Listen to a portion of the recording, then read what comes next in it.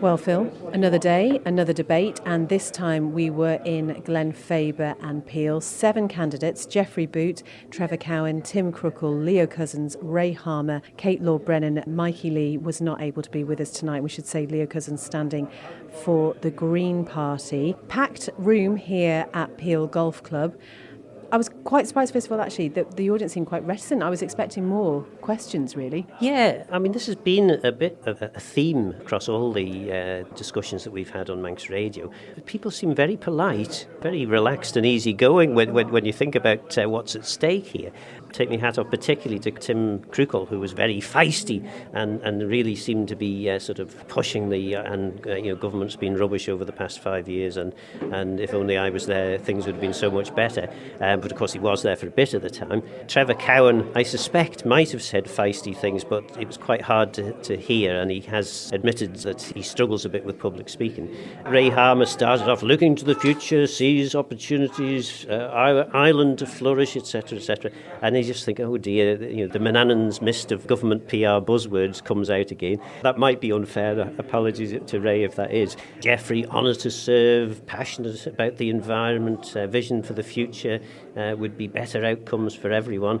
Fairly anodyne stuff, really. I mean, the sort of thing you would expect politicians to say, but kind of hope for a little bit more. Leo Cousins, again, clearly standing with a clear vision and a clear set of policies, but I'm not sure we really got that as strongly as we could have done tonight. And again, Kate Lord-Brennan probably gave the most passionate introductory remarks. She actually had a vision and, need hope and change was a strong line that I noted. Interesting start. The sorts of comments you might expect from politicians. Not a lot new, not a lot inspiring, really. I feel like you've warmed up throughout this week. You're really going for it now, aren't you? You were a little bit uncomfortable with the question about the birth rate.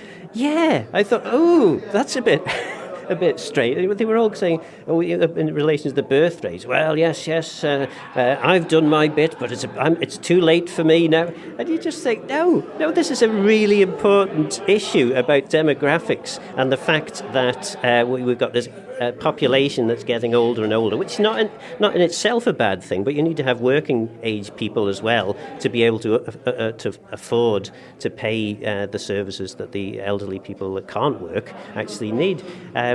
I just felt really uncomfortable about some of those answers. It was the image, wasn't it? The question of the pensions black hole, which is something which is really designed to strike fear, I think, in the person on the street. There was a little bit of reassurance about that, really, tonight. Yeah, I felt there were some very good answers, very clear understanding on the part of all the politicians that this wasn't as big an issue as perhaps it's been made out to be in the past, that things have been done, improvements are being made. I think Leo Cousins had a really good line on this. I mean, he pointed out younger generations will be paying for this, and perhaps the elder or older generations should be looking to see what better deal could actually be put in place. The current strategy, he said, was not fair and is failing because, of course, it relies on a growing working population, and that doesn't, at this stage at least, appear to be happening. Government would use, probably reasonably, the excuse that we've had COVID over the last year or two, which has held them back a bit. But yeah, some good points there. Okay then, so there are 7 candidates. You said last night when we had just had the GARF meeting at the Shore in Laxey that it's almost always easier for the sitting candidates. Is that what you're still thinking tonight? Geoffrey Boot, I think, has been often talked about as potentially at risk in this constituency. But in relation to climate change, he'd said something like he'd done loads of things. He'd introduced the climate change bill, etc., etc. So I was expecting the Green Party man to really come in and say, come on now. But actually, Leo Cousins said something like government has done a pretty good job on climate, moving things from where they were to where they are. And I thought, gosh, there's a potential open goal there, and it's been missed. But I don't know. As I say, sitting candidates have the opportunity to go around and provide lots of help to their constituents. the more pretenders to the throne, so to speak, that stand, is the more that opposition vote gets spread.